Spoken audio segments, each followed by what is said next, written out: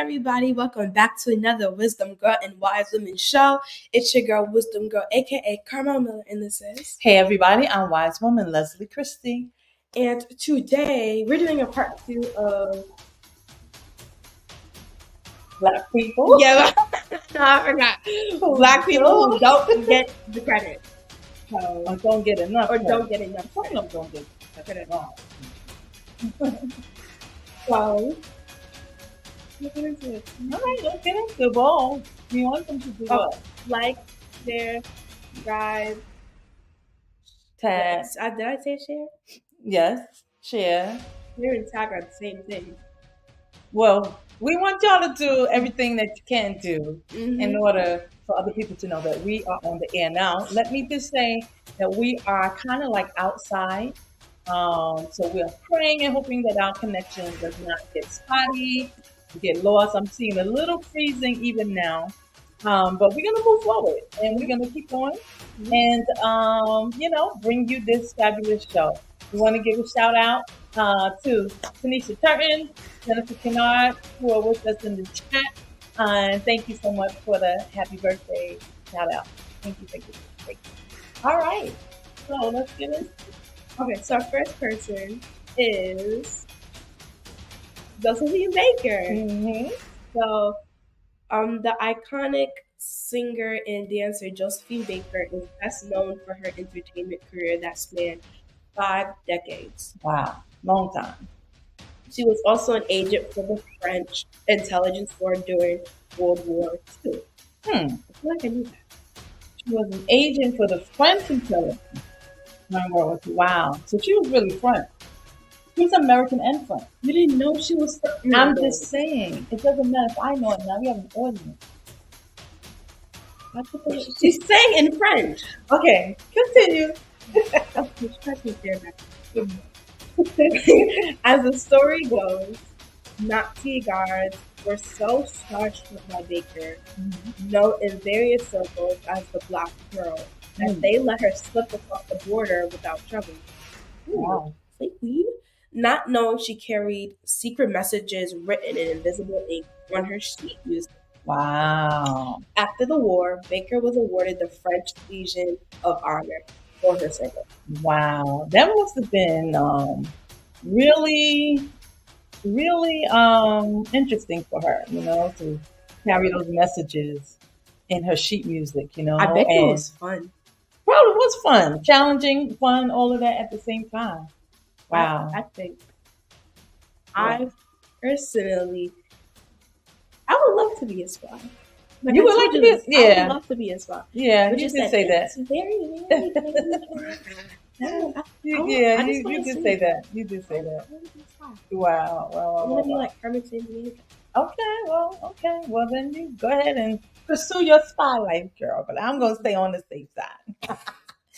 All right. So we have coming up next this amazing woman, Althea Gibson, born 1927, passed away in 2003, long before Venus and Serena Williams, way before Venus and Serena, another tall, young, beautiful Black woman shook up the world of tennis with her powerful serve and brilliant play. She was, as I said, Althea Gibson. And tennis had long been a segregated sport, when her skill and her strength broke the color barrier in the 1950s. Gibson's path to stardom was unusual.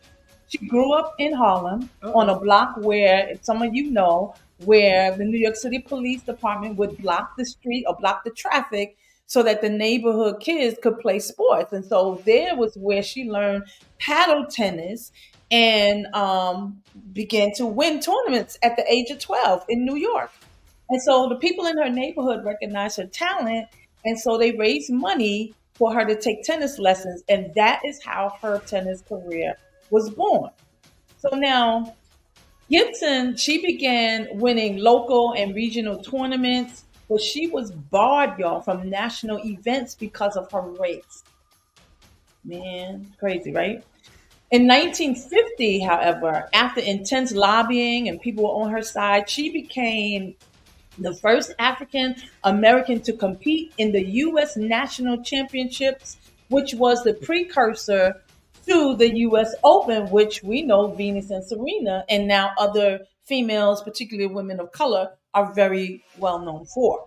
And so in 1956, Gibson became the first black player, not just the first black woman, but the first black player to win a Grand Slam tournament, the French Championships. Come on, girl, do your thing.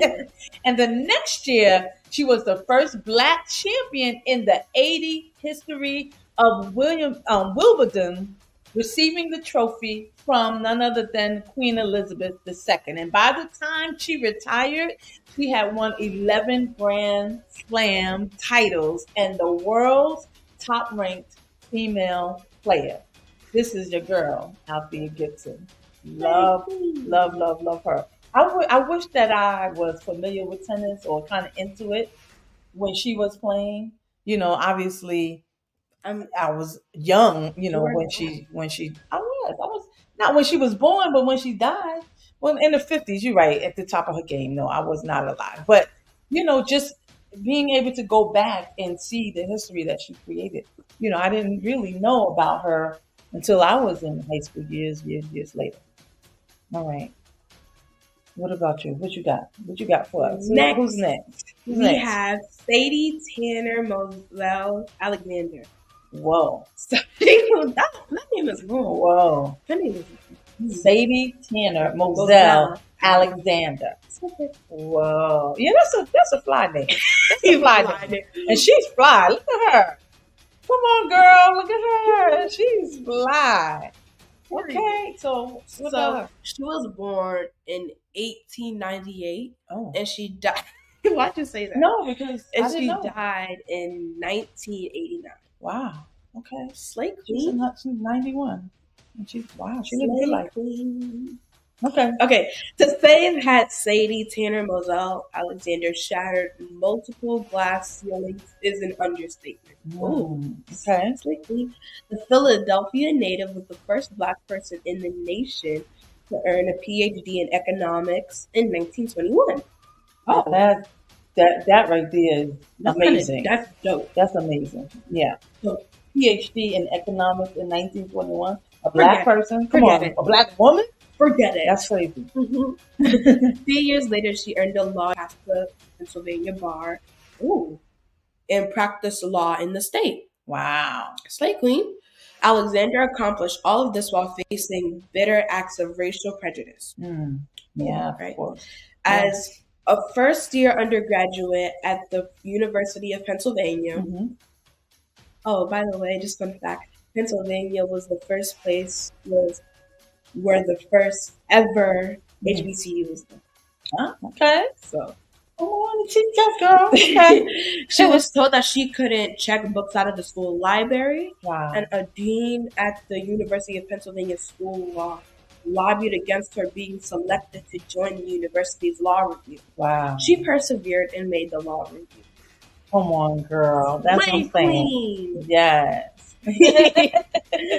Alexander's accomplishments were chronicled by the Urban League in Negro Heroes. Okay. It's a comic book showcasing influential Black Americans, where she was named Woman of the Year in 1948. I didn't know they had it back then. Okay. They had that back then. Apparently so. By the time of her death at 91, Alexander had been awarded 7 honorary degrees. Wow. And had taken her rightful place as a revered champion of equal rights. Wow.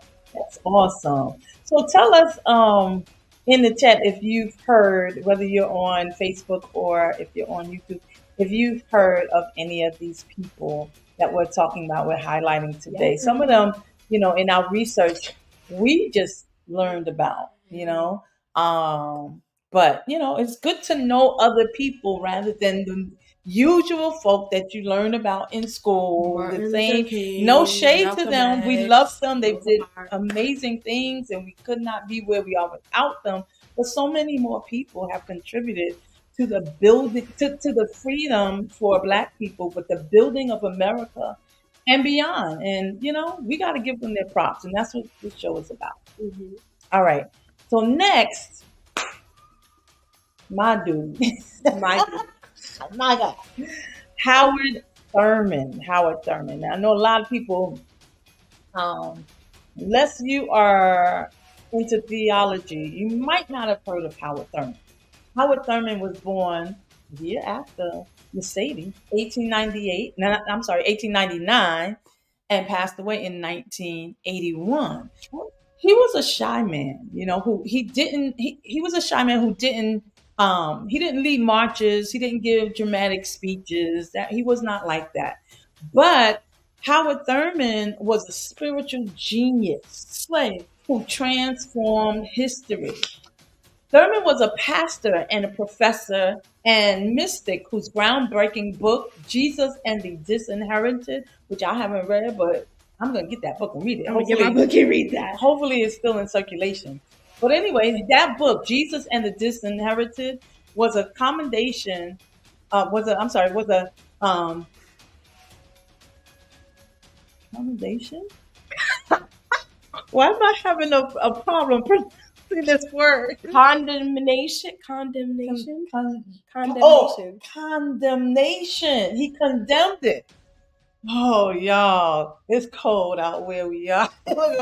Condemnation of a form of Christianity, excuse me, which Thurman said was far too often on the side of the strong and the powerful against the weak and the oppressed. Okay, yeah, so he condemned that. All right.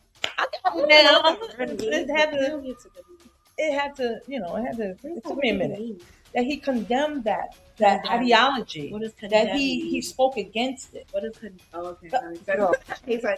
Explain. I didn't know. All right. So the book Jesus and the Disinherited.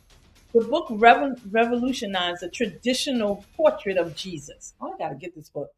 And it had a profound influence on the Reverend Dr. Martin Luther King Jr.'s faith and activism. And by the way, he influenced so many other people who were activists during that time. So born in Florida during the worst of race relations in post-Civil War America, Thurman graduated from Morehouse College in Atlanta, where he was a classmate of Daddy King, who was the father of Reverend Martin Luther King Jr. Come on. And so his impact on the younger King was absolutely profound. Thurman was the first African-American pastor, listen to this show, to travel to India and meet Mahatma Gandhi. A lot of people credit that to Dr. King, but that it was Howard Thurman who was the first to meet Mahatma Gandhi. And so he was one of the first pastors to inspire King to merge Gandhi's philosophy of nonviolent resistance with the civil rights movement. Mm-hmm. And Thurman's concepts about nonviolence and Jesus are peppered and spread all throughout King's writing. So Thurman's life was proof that all sorts of people could become influential leaders in the civil rights movement, which is exactly what we are trying to say throughout this series. Man, he was amazing. He was amazing. The influence that he had on people, activists, pastors, leaders during that time was amazing. And the fact that he was quiet about it. You know, he wasn't the rah-rah. You didn't see him on the front lines. You didn't see him, you know, I don't know why the pictures cutting me off. Move over, child. No. But he wasn't that person, you know, to be in the front. He wanted to be in the back, and yet he had so much influence over those who were in the front. Anybody heard of Howard Thurman? All right. Haven't heard it. Yeah. Okay. So we're doing some good stuff. We're bringing some knowledge to people about people that nobody talks about or few people talk about. All right. So what we got here? Gordon Parks. Wait, before you talk about this man right here was amazing. I mean, The things he accomplished was incredible. All right. I'm just mesmerized by him. Okay, go ahead. I should know about people. I should know about people like him. I'm glad I do. Because, okay, he was born in 1912 and died in